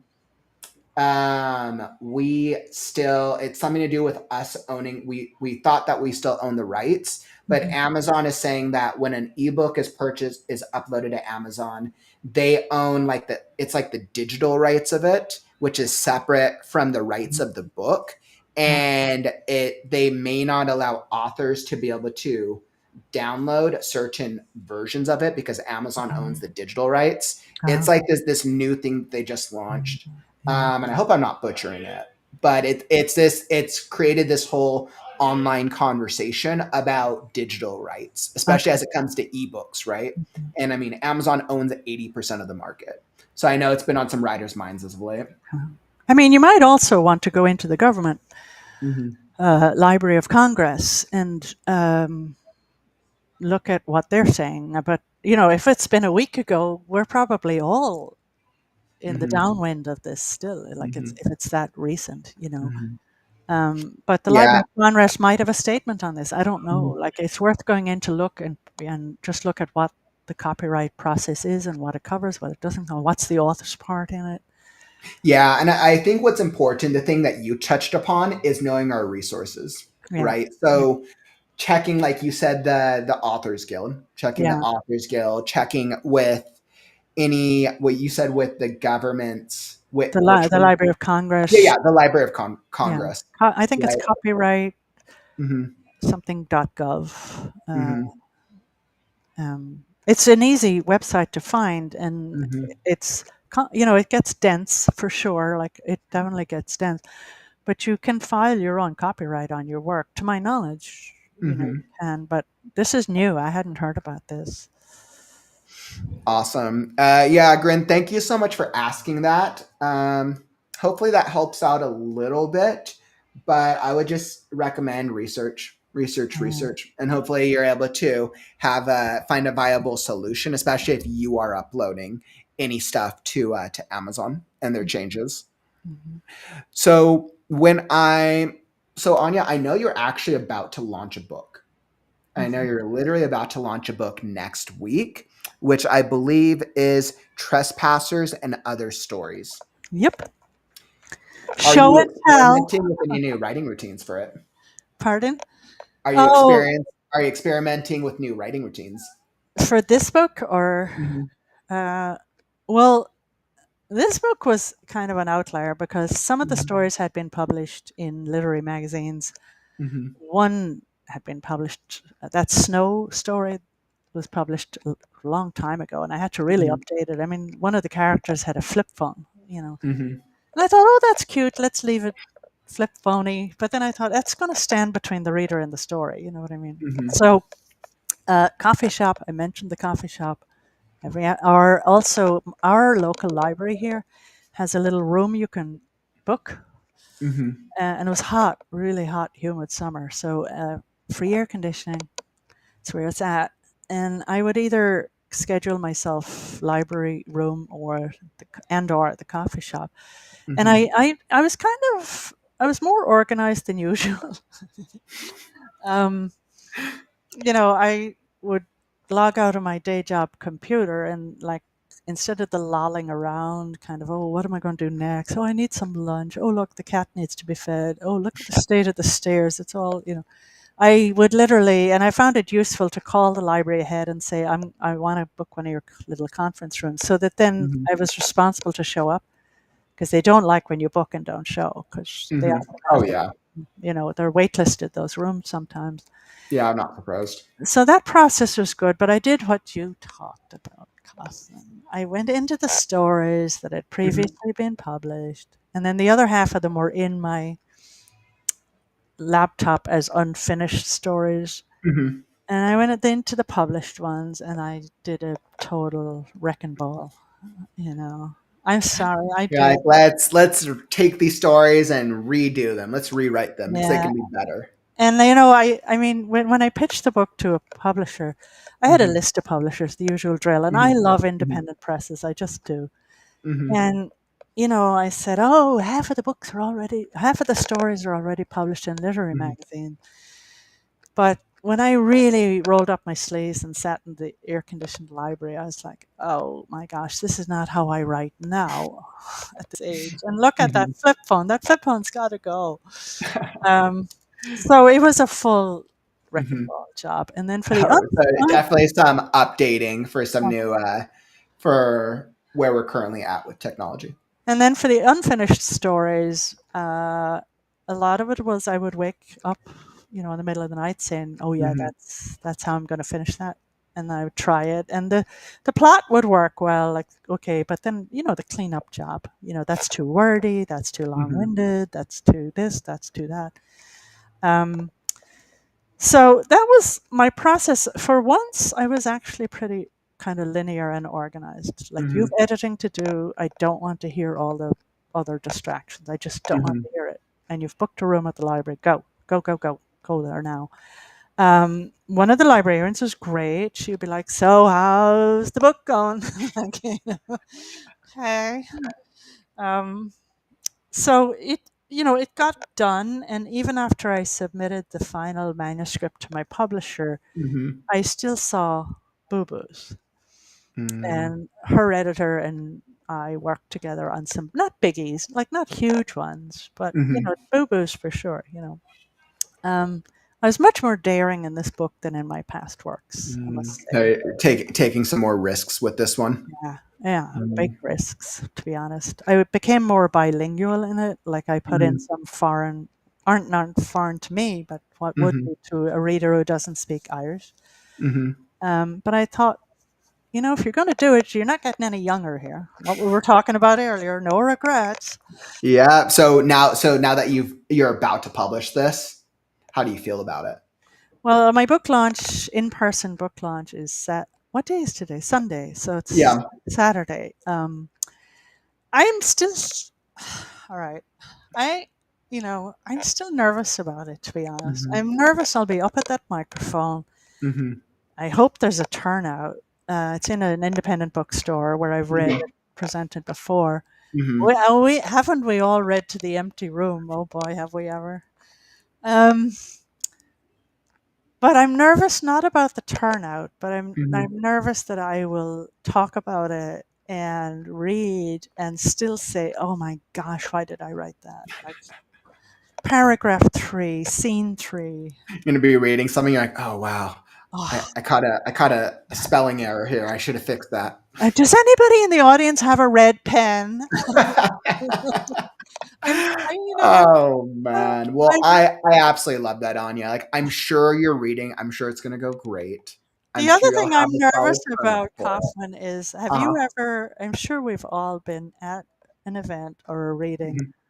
where inadvertently, or I actually happened to me once that it wasn't inadvertently, I think the other author planned this, Mhm. where it set the audience, instead of bringing them together as Mhm. lovers of story and lovers of, Mhm. it became argumentative. Mhm. So I'm trying to, look for the possibly kind of touchy parts Oh, that. where you were doing some type of live reading or live experience, and then it created conflict within the audience. Correct, Mm, correct. yeah, I've thought, and this is probably from years of being a manager in the retail environment, so I have experience with conflict resolution.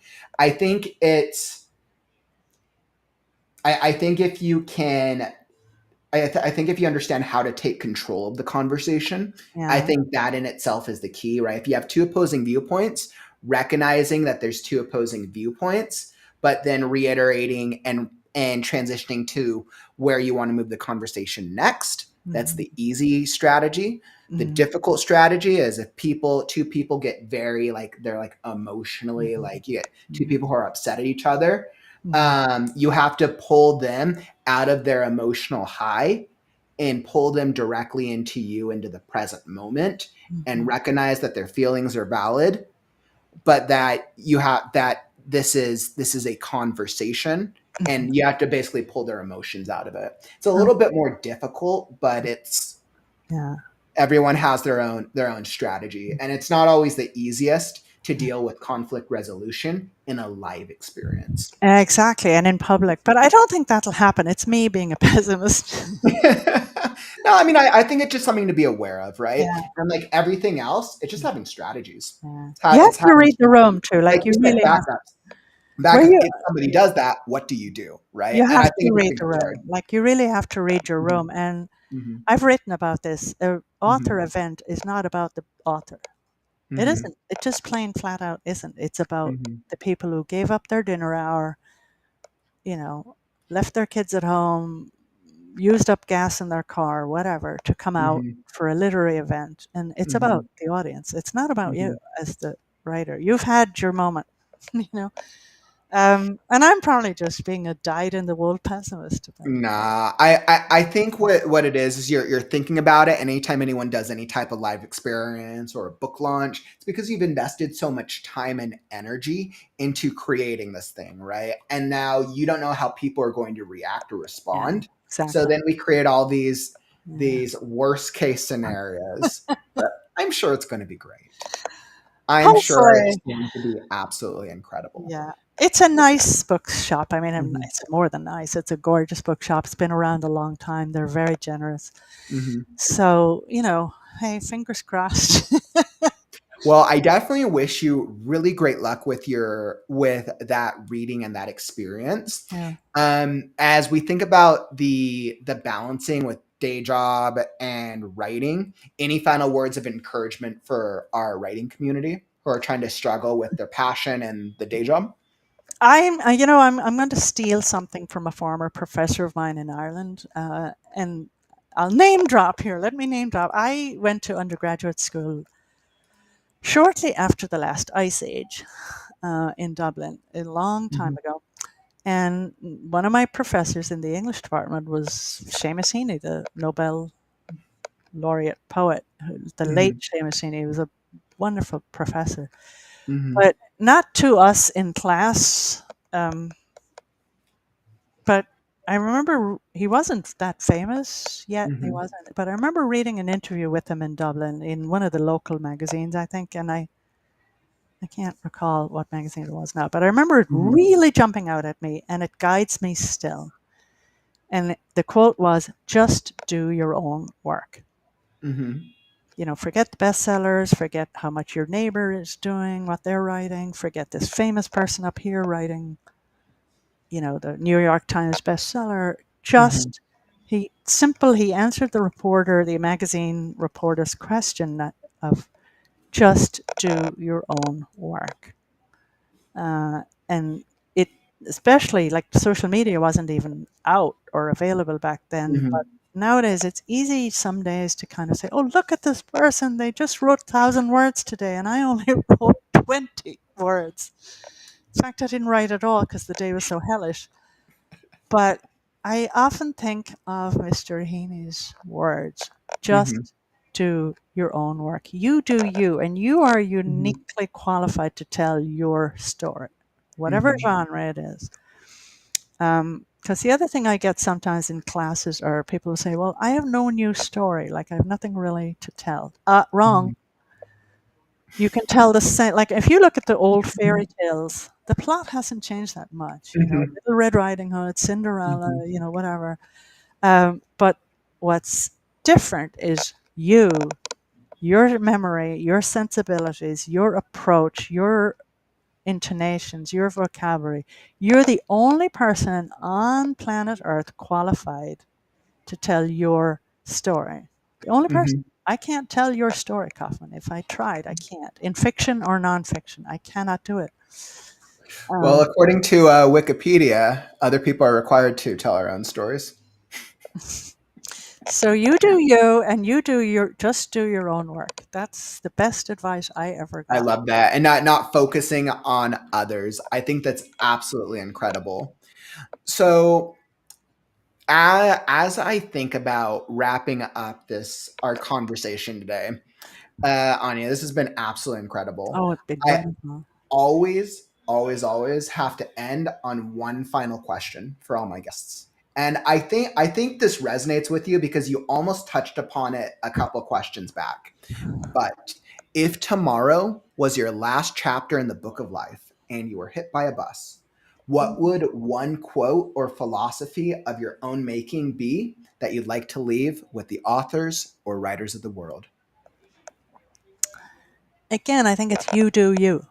You do you, and it's okay to not feel okay. But you do you. I absolutely love that. You do you, and it's okay to not feel okay. Áine, thank you so much for our So much. conversation today. I You. really appreciate your time. I feel like I've learned a couple of strategies and techniques that I didn't even think about. And I'm not even balancing a day job right now, but I spent so many years, and I can tell this conversation's really brought a lot to our community. Oh, good. This was wonderful conversation, Kauffman. I've learned a lot as well, a lot. And, I love that we brought a lighthearted. I mean, it's serious. I'm not saying it's Mhm, not serious stuff, but mhm, if you can't kind of see the lighthearted part of it mhm. as well. And I think that's the truth of it, right? It's being able to see both sides, Mm. right? Yeah, Hmm. yeah. Because that eighth floor job, um, I didn't see the funny side of it before.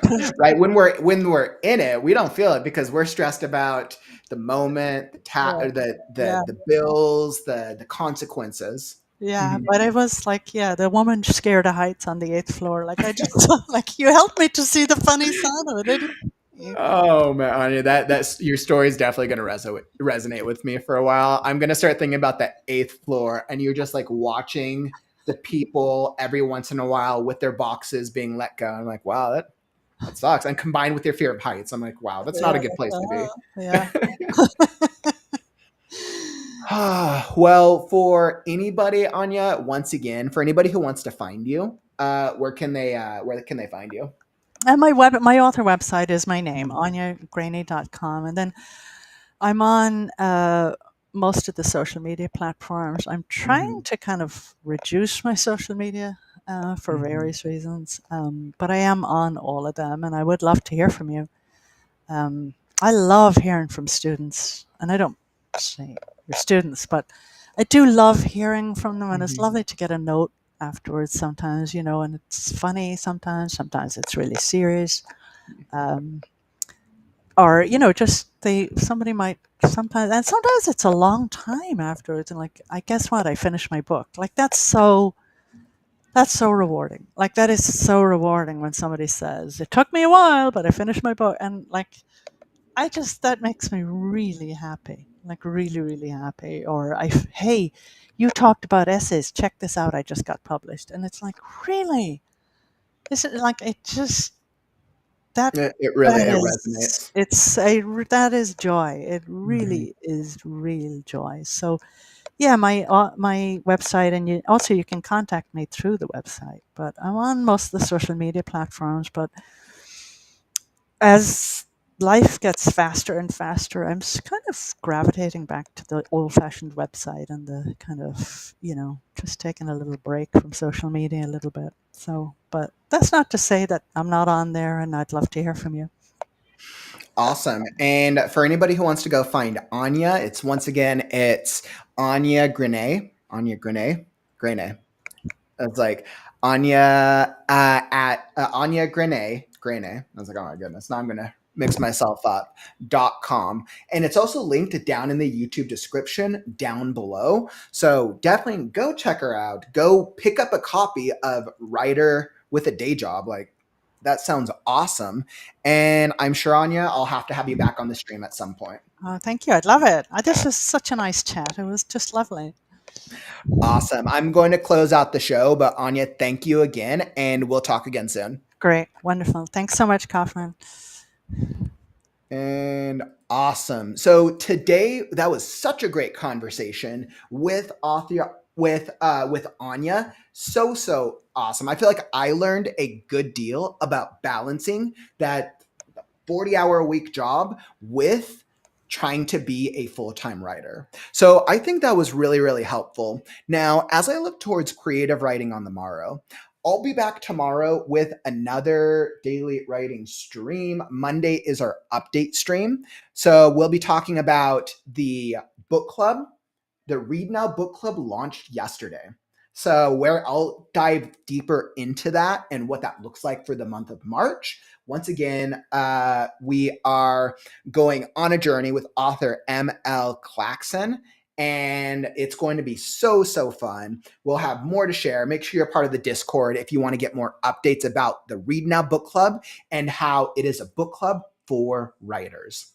If you're looking for something to watch next, down in the YouTube description, go check out Overcoming Imposter Syndrome. This was our last podcast episode, and it was such a great talk about, as a writer, how do you deal with imposter syndrome and what are strategies to help you be more successful? Also, don't forget, like the stream on your way out. If you got value out of it, tap that button and help us show the algorithm that writing streams are cool. All right, my friends, thank you all for being involved in the conversation today. But unfortunately, that brings us to the end of the stream. Don't forget, words are wind, but stories are forever. I'm Kauffman, and I'll catch you on the morrow. Stay creative, writers. Right now. Right now. Right now. Right now. Because it's